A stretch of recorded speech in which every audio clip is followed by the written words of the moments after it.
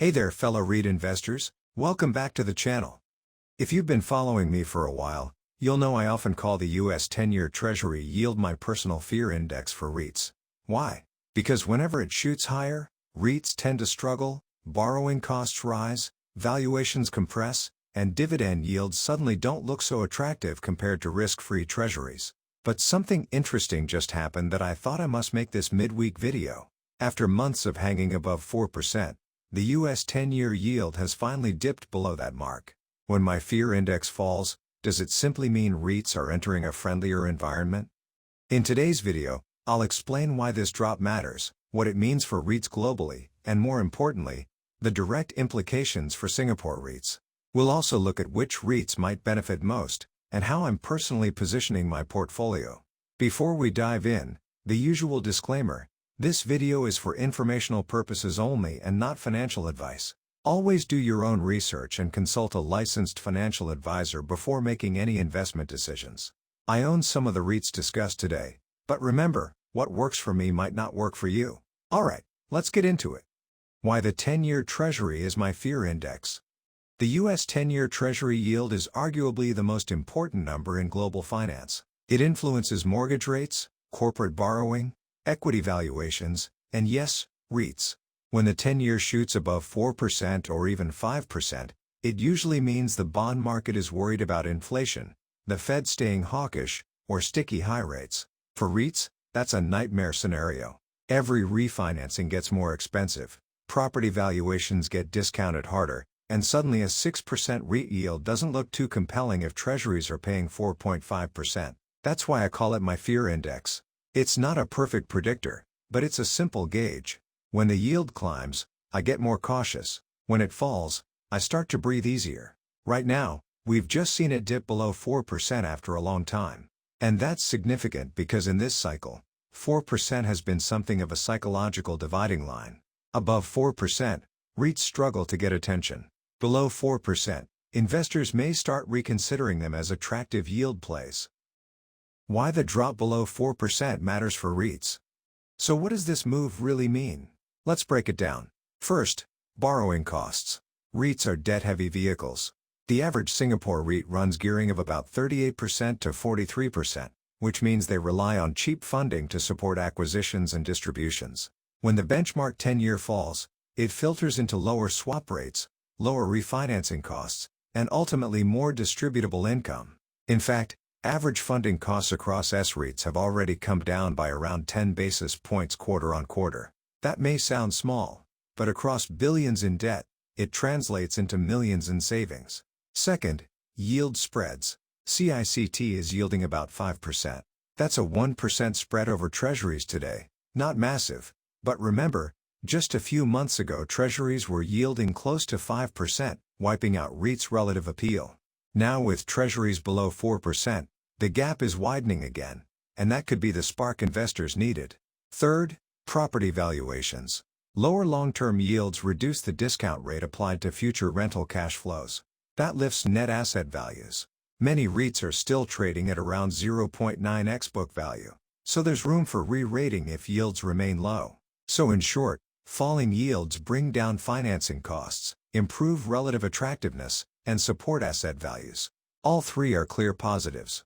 The Singapore context. Are we at the start of the next leg up? One thing to keep in mind, REITs in Singapore have already staged a strong rally since the start of the year, helped first by falling local interest rates. When the US Fed finally began cutting rates in September, the rally gained more momentum, and the CSOP Edge S-REIT Leaders Index moved even higher. So the question now is this: with the US 10-year yield breaking below that key psychological level of 4%, could this be the trigger for the next leg of the upturn?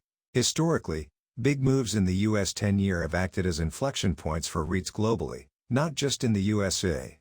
If investors start believing that the era of elevated rates is firmly behind us, we could see valuations re-rate further, and capital flow back into the REIT sector in a bigger way. That's why this drop below 4% matters. It's not just a number on a chart. It could be the catalyst that determines whether the current rebound has more legs, or whether it stalls. And if you've made it so far, I thank you for your support. I'd truly appreciate it if you can hit the like button and subscribe to the channel. Let's jump back in. What could go wrong? Now, before we all celebrate the drop in yields and rush to buy REITs, let's pause for a reality check. Lower bond yields are a tailwind, but they don't magically remove every risk.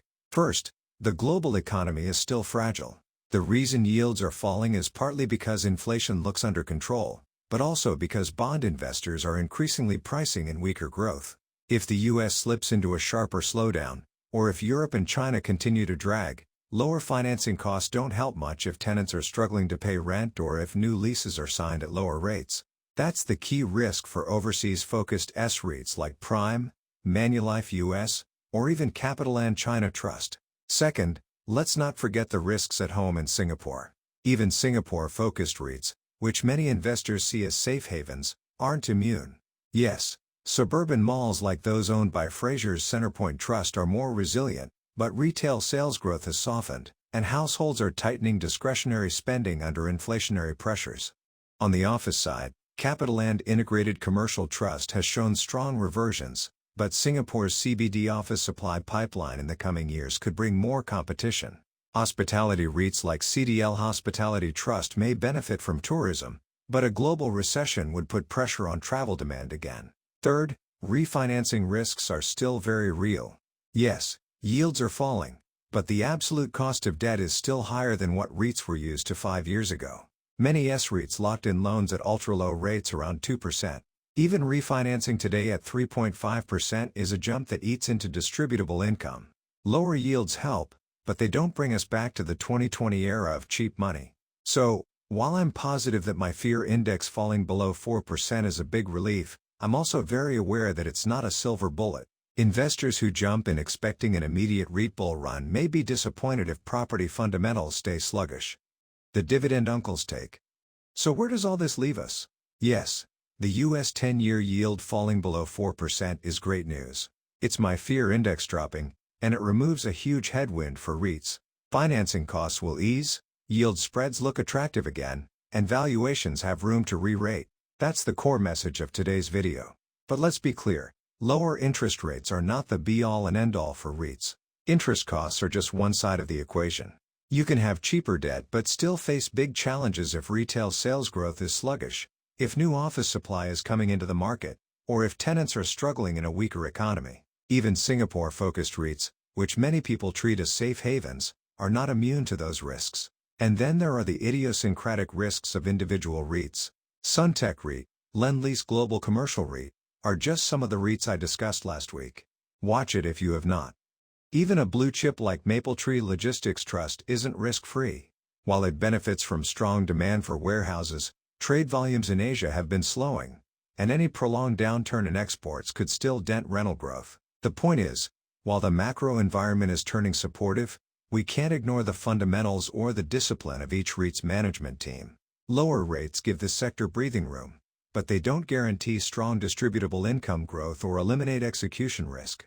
That's why I personally stay focused on the high-quality, core names, CICT, CapitaLand Ascendus REIT, and Mapletree Industrial Trust, because they combine lower financing costs with strong sponsors and resilient assets. For the rest, I'll only get comfortable once I see the risks addressed, whether that's strengthening the balance sheet, proving rental demand, or showing capital discipline.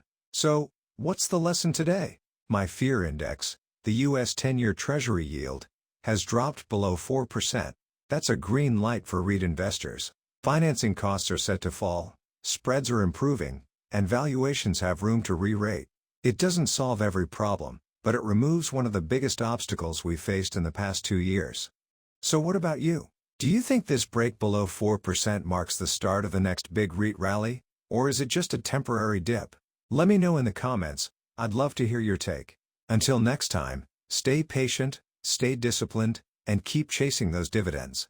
Your Dividend Uncle, signing off.